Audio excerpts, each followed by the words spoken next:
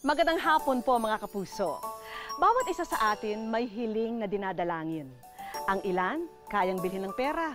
Ang iba naman, hindi material na bagay. Gaya po ni Mary Jane Arabis o mas kilala natin na komedyanteng si Boobsy. Bata pa lang daw siya, hiling niyang mahanap ang isang taong nagbigay puwang sa kanyang puso. Hindi niya alam kung kaya pang matupad ito sa kabila ng pag-usbong ng kanyang karera. Pero malay natin, may mga taong magsisilbing tulay sa kanyang wish. Wish ko lang. Sana hindi na lang ako naging ina mo. Sana hindi rin kita naging anak. Ngayon, kung iniisip mo hindi mo ako pinili bilang ina mo, siya si Hill Morales, pero sa entablado at showbiz, mas kilala siya bilang si Ate Gay, ang impersonator ng superstar na si Nora Honor. lahat ng gusto niya. Naiingit ka? At halos 2 dekada na tayong pinapahalakhak ni Ate Gay. Oo, aso namin Dalmatian, isa lang ang batik dito lang. Kumakahul yun, all. Ow! Ganun. Nandito po tayo ngayon sa isang comedy bar. Dito po regular na nagpa-perform si Ate Gay. Wala po siyang kamuang-muang na nandito kami para bigyan siya ng isang misyon. Kaya tira na. Diyan na kayo. Ate Gay in the house! Hello! Kamusta? Ano ba yan? Oh, naku, thank you ha. Di man ako nagpaganda. Naalala mo yung huli nating pagkikita? Oo, nakapunta ka sa bahay namin sa Tondo. I witnessed, di ba? Parang mga ano yun, more than 15 years ago pa. 1999 yata. Oo, parang gano'n. Siyempre, nandito ako dahil ikaw ay nasa wish ko lang. Hindi ko ba in-expect? Bakit? Oo, wish. Naisip ko lang, baka may nagsulat sa akin. Baka may fan ako na gusto ko makita, na pwede kong tulungan. Yon, na hindi niya alam na ako nangangailangan ng tulong. Huwag ka maingat. Buksan mo to. Alam ko na, ito yung madalas binibigay sa akin pag magpe-perform ako. Ay! Pera! 50,000 yan, Ate Gay. Salamat, alis na ako. Ay, pero may istorya yan. 50,000 yan, pero ang kondisyon, mag-wish ka sa tao na feeling mo magbabago yung buhay sa halagang 50,000 pesos. Ikaw na bahala kung anong gusto mong gawin dyan, pero tutuparin mo yung wish ng isang tao na malapit sa'yo. Bakit ka naluluha? Meron ako isang taong kasamahan dito sa comedy bars, si Boobsy. Oh, bakit? Bakit si Boobsy yung naisip mo? Si Boobsy ay naisip ko siya kasi magandang istorya niya. Magandang istorya na ay ako kung magbibigay din lang ako ng wish, gusto ko yung matatouch yung mga tao at saka magugustuhan nila yung aral na mapupulot kay Boobsy. At saka kasi matagal nang hindi niya nakikita ang kanyang ama. Gusto kong hanapin ang tatay niya at gamitin itong 50,000. Uy, ang ganda nun! Sana mahanap mo talaga yung tatay ni Boobsy kasi alam ko na nakikita ko sa eyes mo na talagang gustong-gusto mong mapasaya yung kaibigan mo. Salamat! Thank you very much, Ate Gay. Talagang natutuwa ako! Finally, nagkita tayo. Thank you, Miss Vicky. Ayan, ako. Ako po si Boobsy Wonderland. 6 na taong gulang. Nakatira sa may mayayang lugar. At naniniwala po ko sa aking kasabihan. Ang batang masipag, paglaki, katulong. Pero sa real life, my name is Mary Jane Arabis. 1, 2, tiisin mo lang. Boobsy! Boobsy! Tawag tayo ng producer. Magsitigil tayo. Ilang taon nang magkakilala at magkaibigan sina Ate Gay at Boobsy Wonderland o Mary Jane Arabis sa tunay na buhay. Sa likod pala ng makulay at masayang personalidad ni Boobsy, nakakubli ang isang malungkot na kwento. Nakita ko yung papa ko pagka-uwi niya, kamukhang-kamukha ko. Parang yata ako nun, elementary or kinder. Yun yung huli kong namataan sa kanya. Until now, hindi ko pa siya nakikita. Pero alam kong may tunay akong papa. Nasa Cebu nga daw. Ang pangalan ay Sergio Arabis. Kasi yun yung dala-dala kong apelido, Arabis eh. Pa, huwag kang mag-isip na may galit ako sa'yo. Hindi po ako galit. Ni isang tampo, wala po akong tampo sa'yo. Lilipad na ako sa Cebu para hanapin ang father ni Bubsy. Kaya sana hindi ako maligaw. Maagang magsisimula ang paghahanap ni Ate Gay sa ama ni Bubsy. At tignan mo nga naman, nagawa pa niyang mag-dub smash habang nasa eroplano. Mas kaya na 55 minuto makalipas ang ika-6 ng umaga. Sa inyong kaligtasan, manatiling nakaupo hanggang ang plano hindi paganap na nakahinto at kayo nabigyan na pahintulit na bumaba. Malapit na ako makapunta sa Cebu para hanapin ang papa ni Bubsy. Makikita ko na. Sa huling impormasyong nakuha ni Ate Gay mula kay Bubsy, nasa Cebu raw ang ama niyang si Sergio Arabis. Kaya pagbaba pa lamang ni Ate Gay sa airport, kaagad niyang ipinagtanong kung paano pumunta sa bayan ng Daan Bantayan. Ano ba yan? Paano ko makikita yung tatay ni Bubsy? Biruin mo, laki-laki ng Cebu. Tapos hindi mo pwede i-zoom. Ang liliit ang mga sulat. Challenging ang makahanap ng lugar. Tapos pagtanong-tanong ka, yun, nagtanong-tanong ako. Alam mo yung Daang Bantayan? Hindi mo kabisa. Kuya, paano pumunta sa Daang Bantayan? Barangay Bitoon. Alam mo yun? North yun. Papuntang north. Mga ilang oras? Mga approximately 3 hours. 3 hours. 3 hours lang pala. Sabi ko, gagawin ko na to, dire-diretso na to. Walang bura-bura make-up. Diretso na sa Cebu, diretso na sa Daang Bantayan, diretso na sa hotel, lahat para makita lang ang pakay ko at ang misyon. Ang kasunod na misyon ni Ate Gay, ang maghanap ng maghahatid sa kanya sa Daan Bantayan. Kuya, driver ka ng van? Kasi pupunta ako sa sa Bituon? Doon? Oo, sa Bantayan Island. Alam mo papunta doon? Yes, ma'am. Alam ko. Oo, atid mo ako doon. Sige, sakay mo. Ano ka? Magkano nga pala ito? Sa halagang 5,500, nagkasundo sina Ate Gay at ang driver ng sasakyan. Kiss mo na ako. Dali na, mali mo, hindi ko makita ito at ikaw makita ko, ang love life ko.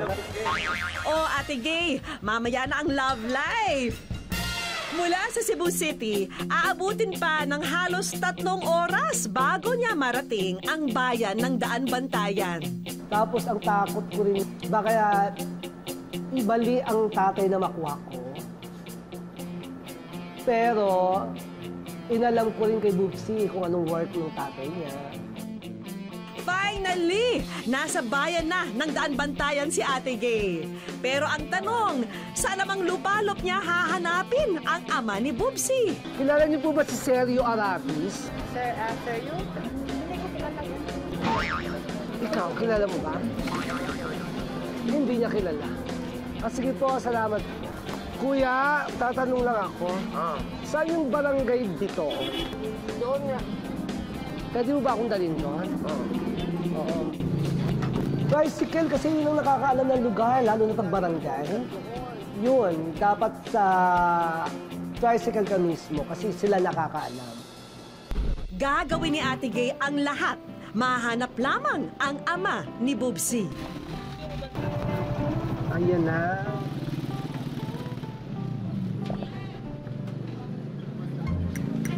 Ito na nga ang Barangay Bitoon. Salamat, kuya.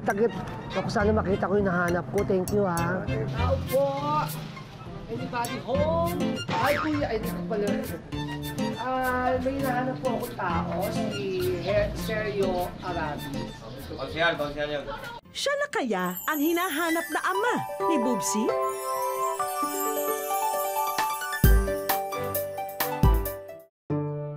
Nito lamang February 22, 2016, nang huling nakita si Aling Crispina na palakad-lakad sa Barangay Santo Cristo, Bago Bantay sa Quezon City.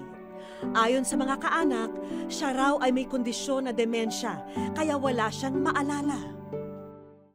Wish ko lang. Tao po! Anybody home? Ay, kuya. Ay, pala. May hinahanap po akong tao, si Sergio Arabis. Matapos ang halos kalahating araw na pagbabiyahe at paghahanap, nakadaupang palad ng kaibigan naming si Ate Gay, ang nakilalang si Sergio Arabis. Anong ginagawa niyo po dito ngayon sa barangay? Ba't kayo nandito? Ako duty ako dito as kagawad. Sabi ko, nung nakita ko siya, ito yon. Siya yon. Ikaw nga! Gano'n. Tumugma at pumperfect kasi kamukhang-kamukha niya si Bubsy. Nakita ko siya, kung naging lalaki ng si Bubsy, kamukha niya yan, yung tatay niya. Matapos makapalagayang loob, kaagad niyaya ni Mang Sergio si Ate Gay sa kanilang tahanan. Aba talaga namang paandar itong si Ate Gay.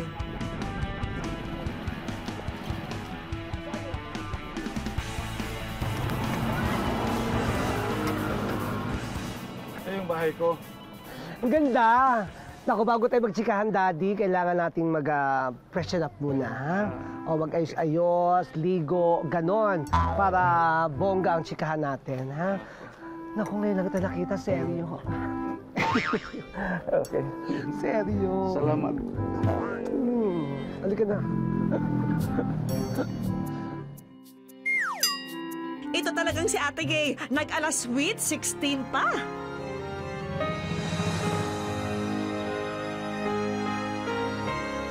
Daddy! Halika na, upo na tayo. Upo na tayo dito. Magtsikahan tayo, Daddy. Kamusta na ang buhay-buhay? Ay, okay lang. Pag-usapan natin yung si Bubsy. Oo, kilala niyo naman po siya. Anak mo siya. Ay, anong ilang taon po siya nung nag-iwalay kayo ni Bubsy? Natandaan ko, huli kami nagkita. Nag-aral siya ng elementary. Tapos hindi na kami, magmula noon, hindi ko na siya nakakita dahil ang nabalitaan ko doon sa Manila na dinala siya ng mother niya papuntang labas. Mahigit 3 dekada ring nagtrabaho bilang seaman sa ibayong dagat ang 64 na taong gulang na si Mang Sergio. Kaya naman kahit nagkaroon pa raw siya ng pangalawang pamilya, sinusustentuhan pa rin niya noon ang batang si Bubsy. Sa palagay mo bilang tatay po, malaki ang pagkukulang mo kay Mary Jane. Meron. Namin. Ano-ano mga pagkukulang mo? Kasi naman, hindi na kami nagkita. Kaya nawalan na ako ng kuwan sa kanya, ng atensyon. Naging maayos po bang paghihiwalay niyo ng nanay niya? Hindi na kami hindi kami nag-uusap. Basta na lang, hindi na siya sasalubong sa akin. Wala na lang. Ganun lang ang nangyari. May lungkot sa mga mata niya nung si Bubsy na ang tinanong ko. Kumbaga, hinahanap niya si... Gusto niya talaga makita si Bubsy. Sa ngayon, biyudo na si Mang Sergio, habang ang kanya namang mga anak ay may kanya-kanya na ring pamilya. Gayunpaman, may isang bagay pa rin na magpahanggang ngayon ay bumabagabag sa kanya. Ang batang kanyang iniwan sa Maynila, ang kanyang panganay na anak na si Mary Jane. Sir Sergio, sa tingin mo kaya may sama ng loob sa iyo anak mo? Meron.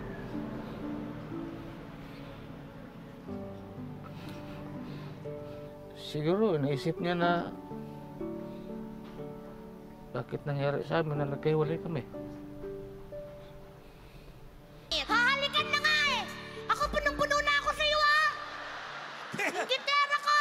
Sa ngayon, sa panunood na lang ng telebisyon, nasisilayan ni Mang Sergio ang kanyang mahal na anak. Kasi magmula nung bata pa siya, nasundan ulit na nakita ko na siya, ano na siya, yung dyan na sa TV. Tinuturo na lang ng anak ko. Si Ate Mary Jane yan pa, oh. Tinitingnan ko, na ano naman ako, parang napapalapit ang isip ko ba nga, sana magkita kami ng personal. Isa lamang ang hiling ngayon ni Mang Sergio. Sana raw ay mag-cruise na ang kanilang landas ni Mary Jane. Mary Jane, kung saan ka man ngayon, Gusto kong magkita tayo.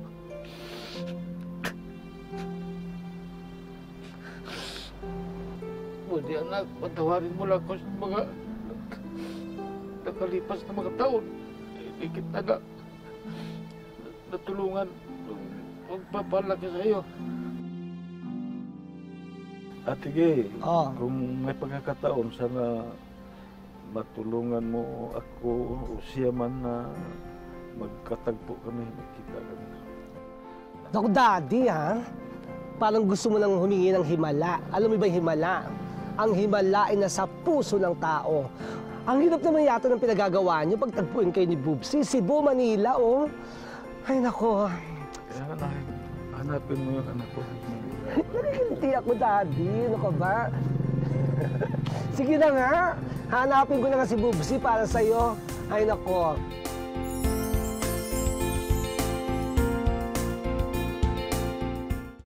Huling nakita si Maris sa Barangay Pasolo sa Valenzuela noong January 19, 2016. Isa siyang special child kaya madalas ay sumpungin. Wish ko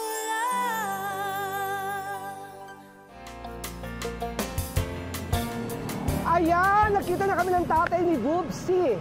Ngayon naman, iniisip ko paano sila magkikita. Nakaisip na ako ng isang paraan para magkita ang mag-ama. Gagawa ako ng isang show. Kaya lang walang budget, walang budget. Gagamitin ko na ang aking charm para magkaroon kami ng show ni Bubsy rito. Doon sila magkikita. Para maikasa ang espesyal na reunion ni Namang Seryo at Bubsy, kailangang makahanap si Ate Gay ng lugar kung saan idaraos ang back-to-back concert nila ni Bubsy Wonderland. Magandang gabi po. May gusto na po akong tanong. Upo ako, ha. Pwede ba akong makipag-ex-deal sa lugar niyo? Mag-show po ako, tapos kasi may gusto akong tulungan na isang kaibigan. Okay lang ba? Kung gagamitin mo yung place namin, dapat may arkila yun. Wala nga akong budget eh. Baka mo pwedeng ex-deal na lang. Ito na lang. Sige, papayagan ka namin pero dapat pagtrabahoan mo. Oo, pagtrabahoan mo yan. Trabahoan mo yung bilang kapalit ng... Dapat mag-waitress ka o mag-cook ka. Kaya mo bang maghugas ng plato or mag-cook? Tuloy na yung paghuhugas. Kasi galing na po ako po. Iba nila. Dapat gawin mo kasi Waitress na lang. Talagang mapapalaban si Ate Gay. Kaya pa pati! Mula sa kanyang Sweet 16 outfit, Yaya Gay naman ang sunod na drama ng ating bida. Hello po, Ate Gay! Pero pagdating ko ngayon, di ba? Ngayon, tinanggap ko itong hamon na to. Magsisilbi ko, okay, para magkaroon po ako ng show dito bukas ng gabi. Kasama ko dito ay si Bubsy. Oo, dito po sa Hacienda. Masakit na raw ang ulo noon ni Ate Gay dahil sa pagod. Pero ngayon pa ba naman daw siya susuko? Kaya nga nakita mo, saya-saya ko dun sa bar kasi ninamnam ko yung dati kong trabaho, ang magsilbi, pagiging waitress. Masaya. Yun. Pero sadyang may hangganan din ang powers ni Ate Gay. Dahil eksaktong 2:00 ng madaling araw, hindi na niya napigilan ang antok.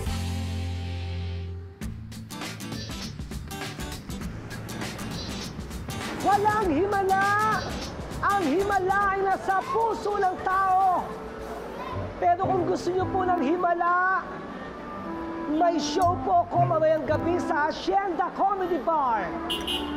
Ito po ay pinamagatang Wish Ko Lang with Bubsy. Manood po kayo mamayang gabi. Day 2, muling lalagari si Ate Gay. At sa pagkakataong ito, pagbebenta naman ng kanilang concert ticket ang kailangan niyang pagkaabalahan. Wala kaming abiso noon sa istasyon ng radyo. Pero presensya pa lang ni Ate Gay, sapat na para maisingit kami ni Mr. DJ para makapag-promote. Unang mga nanonood, mga Cebuanos, or kahit mga kada shows ko sa mga provincial tour ko, provincial shows, sa mga abroad, radio station lagi ang pinupuntahan namin para makapag-promote ng show. Kung hindi TV, radio, ayan kasi yung mga taong maraming nakikinig. Ay, naku, kailangan ko na magbenta. Naku, ilan na lang to? 40 na lang. Alam niyo ba kung ilang pinagawa ko? 40 din. Kaya 40 na lang. Ay, naku, may tao. Naku, mukhang may bibili nito. Uulitin ko, 40 na lang. Dahil 40 lang ang pinagawa ko. Ay! Walang himala, pero magkakaroon ng himala mamayang gabi. Kaya iniimbitahan ko kayong bumili ng ticket para sa aking kaibigan na si Boobsy. Ang tao kasi manunood yan mismo doon sa pinto, magbabayad. Mga walk-in ang tawag doon. Oo, walk-in. Doon sila magbabayad, saka laging positive. May manunood, may manunood, may manunood. Ganon. Ang mga Pinoy, mahilig sa katatawanan para maibsan ang kanilang mga problema, lungkot. At ang comedy bar, ang gamot doon. Nang gabi rin yun, tinawagan ni Ate Gay si Boobsy para sabihing may racket siya para sa kanilang dalawa sa Cebu. May racket tayo dito sa Cebu. Bukas, papadala ko sa iyo yung ticket mo, First flight ka, punta ka dito sa Cebu, sunduin ko na lang namin dyan sa airport. Buti na lang payag agad si Boobsy sa request ng kaibigan.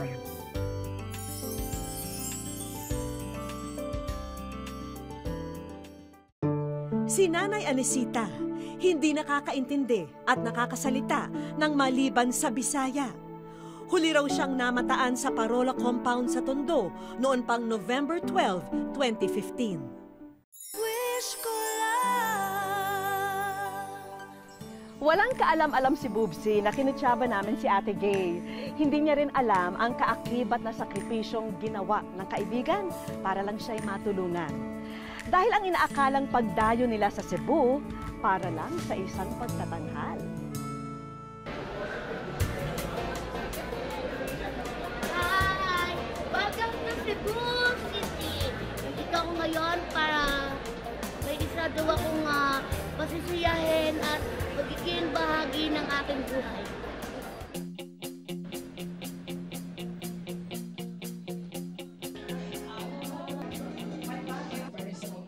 Oras na para isalang si Boobsy Wonderland sa stage. My name is Boobsy Wonderland. Ang hiling na tatawag ko lang. Nakataraan sa may mayayang lugar. At naniniwala ko sa aking kasabihan. Kung sa paningin niya ako'y batang baboy, may jowa naman akong tomboy. Sa vista, kung mag-enjoy po kayo sa akin, mas mag-enjoy po kayo sa taong ito. Talagang siya na yung dekada sa larangan ng komedya. Please welcome Ate Gay! At ang binigyan ko ng credit card namin ng 50,000 para gastusin, sabi ko nga kanina. Tapos ginastos ko yon sa hotel, sa airfare, para ikutin itong Cebu. Ang napili kong tulungan, si Boobsy. Thank you Naganap po. ako ng fan niya. Kaya, Boobsy, andito na ang isa sa nagmamahal sa'yo. Walang kaalam-alam si Boobsy sa espesyal na tao na naroroon para makita siya ng personal. 30 taon ang hinintay ng lalaki para sa pagkakataong iyon. Ang nawalay na ama ni Boobsy o Mary Jane Arabis na si Sergio Arabis. Halika. Harap. Ayan siya. Papa! Oh, bakit? Animoy, batang hindi alam ang gagawin. Ang naging reaksyon ni Boobsy nang makaharap ang kanyang Papa Sergio.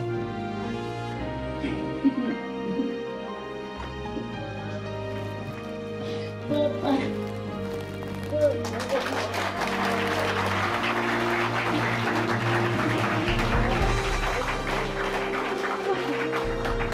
Buhay po hindi nakita ni Bubsy ang kanyang ama. Ngayon lang po. 3 dekada ang hinintay ni Bubsy upang muling mayakap ang pinakamahalagang lalaki sa kanyang buhay. Ano ko talaga siya, niyakap ko talaga siya ng mahigpit, yung tipong hindi na siya makakahinga. Tapos niyakap niya din ako. Mapipil mo talagang ama mo siya eh. Mapipil mo siya, ayoko na umiyak ngayon, pero alam mo yun, mapipil, yun naman eh, di ba? Pag lukso ng dugo.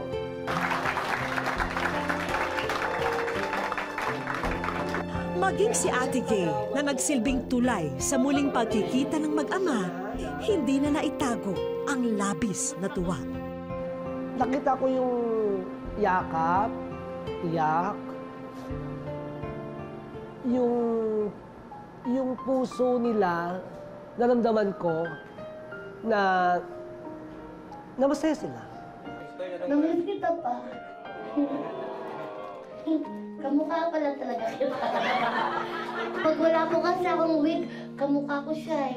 Para gusto ko pong patunayan sa inyo na kamukha ko po si Papa at saka mga kapatid ko. Wait lang ah. Sa unang pagkakataon, huhubarin niya ang pagiging Bubsy Wonderland para humarap sa aming lahat bilang si Mary Jane. Pa. Parang nananalamin lang ako. Happy pa ako. Thank you po, Jim. Para naman kay Ate Gay, wala na raw siyang pwede pang maramdaman, kundi pasasalamat dahil mission accomplished na ang kanyang wish. Ngayon, alam ko na ang pakiramdam ng isang fairy godmother. Alam ko na ang pakiramdam ng mga tanong sa mga game show. Bibigyan ka ng 100,000, anong gagawin mo? Bibigyan ka ng 1 million sa isang araw, anong gagawin mo? 2 million. Alam ko na, wala sa halaga yon sa puso. Abot langit ang pasasalamat ni Bubsy. Hindi raw matutumbasan ng kahit na anong material na bagay ang ligaya na kanyang nararamdaman. Ikaw ay totoong kaibigan. Mula noon hanggang ngayon. Kaya mas nilab kita ngayon kasi totoo din naman akong kaibigan eh. Pag ang totoong kaibigan at ang totoong kaibigan nagsama, pure ang pagsasamahan natin. May mga nagsasabi na ang mga komedyante ang madalas na may ikinukubling luha. Dahil hangad po nilang maghatid ng saya, pansariling kaligayahan ay naisasantabi muna. Pero sa pagkakataong ito, si Bubsy naman ang napasaya at pati puso niya'y napangiti. Maraming salamat po sa inyong pagsubaybay. Ako po si Vicky Morales at ito po ang Wish Ko Lang.